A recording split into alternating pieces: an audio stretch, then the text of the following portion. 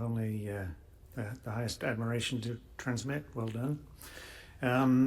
And I have these days only really one disclosure to make. These are illustrations taken from the cardiology literature, and each and every one of them is a complete fake. How do I know they're a complete fake? Well, they purport to be balloon-driven stent expansions, and as we all know, a high-pressure coronary balloon will only ever assume a cylindrical profile on expansion. Why is this so? Well, if you look at the vectors on the forces within a high-pressure angioplastic balloon, you'll see the resultant force acts in all directions.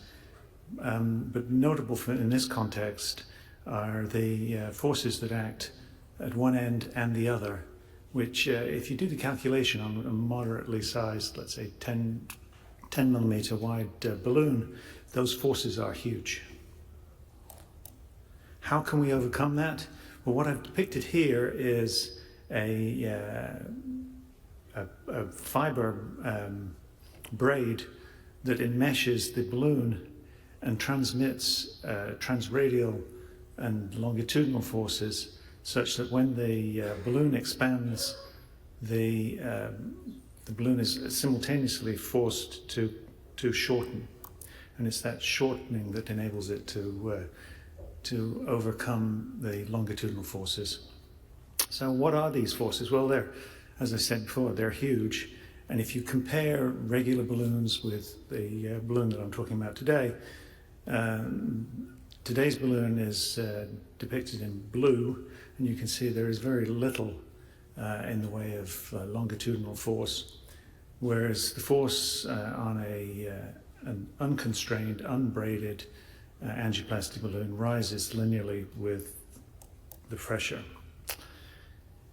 The key feature of this illustration is simply that those little marks on the left in blue are 1 millimeter marks. These are very fine fibers in a very narrow matrix.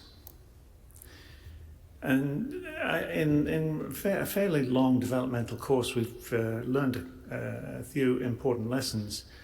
The first is that the welds need to be co-localized.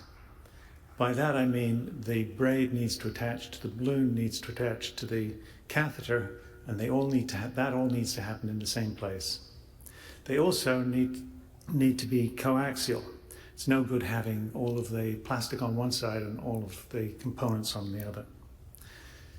Even when you achieve these objectives, if you look carefully, you can see that the leading margin of the balloon is exhibiting some separation, some cone formation that starts at the balloon end and gradually proceeds away from there.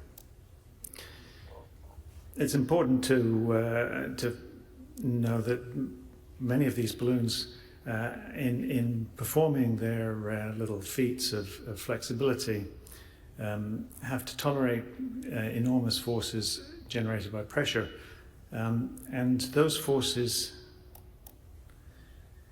need to be supported by a little band or something a little bit more robust than plastic itself. One of the effects of that little band is that it takes the tip profile and makes it blunt. And that is surprisingly important when you get into the larger balloon sizes. So this is a depiction of a balloon that has been forced to inflate in a curved configuration, but it's not under any kind of external constraint at this point. Indeed, it has shape memory. If you bring it back and balloon dilate it, it will expand in the curved format. Well, where might this be useful? And the answer is anywhere where there's not a cylindrical geometry. So in the head, around the heart, in the iliacs, in the tibials, in dialysis outflow tracts, in dialysis inflow tracts, portosystemic shunts, and my favorite one is the gore thoracic side branch, which assumes some pretty severe angles and really does need the support of a balloon expanded braid. So the typical features I've listed in my talk are conformability. What we're after here is the ability to take bends. Shape memory is sort of a side effect of that. Minimal dog boning I didn't discuss here, but it is a feature, and it does allow one to deploy a series of microstents on the one balloon. Short terminal cones, particularly with the big balloons, high burst pressures, and high surface area. If you want to use this thing to deliver drugs, well, you're offered the high surface area of the braid to achieve that effect. Thank you.